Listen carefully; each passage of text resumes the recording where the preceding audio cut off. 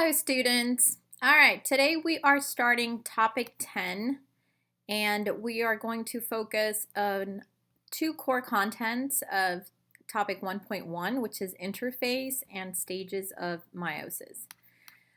Now remember that in standard level bio, you did look at meiosis in topic 3 and more specifically in 3.2 for chromosomes and 3.3 meiosis. So it might be a good idea to go back and review standard level material before starting this higher level material. Okay, specifically the information that's found in the cell cycle and what happens during the S phase of the cell cycle. All right, so let's get started. Here's the essential understanding. Chromosomes replicate in interphase before meiosis, so this is important to understand. Now, during interphase, remember that we have the G1 phase, the S phase, and the G2 phase. And it's in this S phase that DNA will replicate. Now, some important here that might not be emphasized in this essential understanding, but DNA during this S phase is not really in chromosome form. It's in chromatin form, which is loose DNA. So even though in the picture below they're going to show DNA in chromosomes during the or before the S phase in interphase, it's not really in chromosome form. And I think that's important to remember. All right, so let's look at this diagram here that shows what's happening during meiosis 1 and meiosis 2. So again, if this is interphase and looking specifically at the S phase of interphase or synthesis, we should be able to see chromatin and not homologous chromosomes replicating. So DNA in chromatin form is replicating. So you're going to end up with replicated DNA or replicated homologous chromosomes at the start of meiosis 1 and more specifically prophase 1 of meiosis 1. So it's in prophase 1 of meiosis 1 that we are able to see the replicated homologous chromosomes, also known as the tetrads, also known for IB here as bivalents. And during prophase 1 of meiosis 1 is where we also see crossing over, which is going to lead to genetic variation, and we're going to study that in another lesson. So I always like to tell my students that before interphase happens, right? So this is interphase. Before interphase happens, you have 46 chromosomes and 46 chromatids. So the X stands for chromosomes, the C stands for chromatids. So remember that the number of chromosomes are counted by the number of centromeres, which are the center parts of the chromosome where the kinetochores are going to attach. Where the kinetochores are found and the spindle fibers are going to attach. So we double that amount of DNA during the S phase of interphase.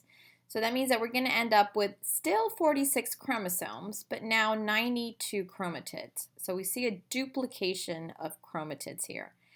We still say that there are still 46 chromosomes because, again, we're only counting centromeres, the central parts. Now, during meiosis 1, we are going to get our first reduction division, which is the really what the important definition of meiosis, right? You get a cell that gets divided but also reduced in the amount of DNA. So we are going to end up now with 23 chromosomes and 46 chromatids. And after meiosis 2, which is the second reduction division, you're going to end up with 23 chromosomes and 23 chromatids, 23 chromosomes and 23 chromatids. So that's why we say that we start out with one cell that is diploid, and then after meiosis 2, we end up with two cells that are haploid, and then after meiosis 2, we end up with 4 cells that are haploid each. And we know that these 4 cells are gametes, and the gametes can be sperm or egg. Therefore, we know that meiosis is happening in the gonads. And the gonads can be either the testes in males or the ovaries, because there's 2, ovaries in females. Okay? So that's pretty much how chromosome replication and separation happens during meiosis. All right, now let's look at stages of meiosis. So the essential understanding here is that homologous chromosomes separate in meiosis 1 and sister chromatids separate in meiosis 2. So here you have to have an essential understanding of the terminology, right? What do we call homologous chromosomes and what do we call sister chromosomes, and where do we see them separate during anaphase 1 and 2? So here we have a beautiful meiosis overview. And the top part here is showing you meiosis 1, where the homologous chromosomes separate, and then the bottom part here is showing you meiosis 2, where the sister chromatids separate, which again is the essential understanding of this particular section. So let's start with meiosis 1. And here we see interphase. So we see a duplication of the chromatin. So DNA duplicates during interphase. Just a quick note, remember that interphase is more prominent during the cell cycle. We see interphase take up about 90% of the cell cycle time. So if you were to look at cells under the microscope, you would probably see a cell with this condensed nucleus most of the time, 90% of the time. And it looks like not a lot is happening, but a lot of things are happening, right? Growth 1, synthesis, and growth 2 of interphase. So once interphase is done, meiosis 1 starts, and we have to think of what homologous chromosomes are. So here we see the homologous chromosomes, which are also referred to as the tetrads or the bivalents. And these homologous chromosomes are going to align in the middle during metaphase 1. And the way they align is important. And we call that independent assortment because mom and dad chromosome, right, that make up the homologous chromosomes, can pretty much randomly assort and decide which side they will go to. So after metaphase 1 happens, we have anaphase 1 where the homologous chromosomes actually separate. So we call these homologous chromosomes. And then telophase and cytokinesis happens. So we went from having 1 diploid cell to 2 haploid cells after meiosis 1. Now, meiosis 2 continues, which is the second reduction division.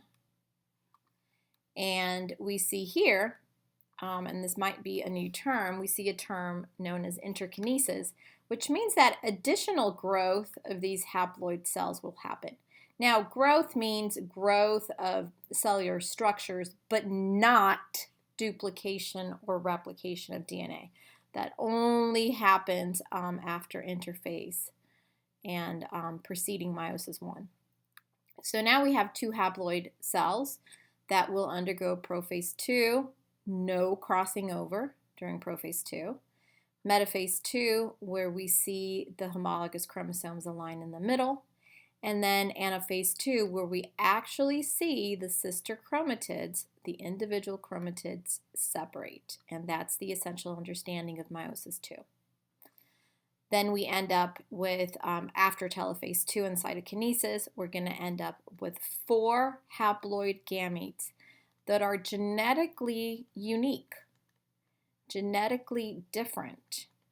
And that's why every sperm and every egg is going to be genetically different.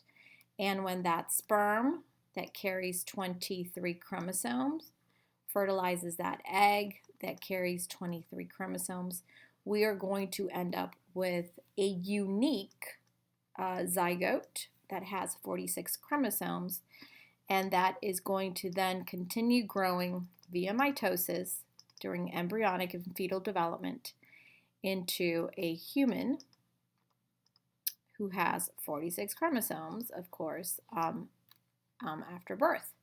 And then within that human, in the gonads, we are going to see meiosis happen again, right? In the testes and in the ovaries. Okay, so that is it for this section.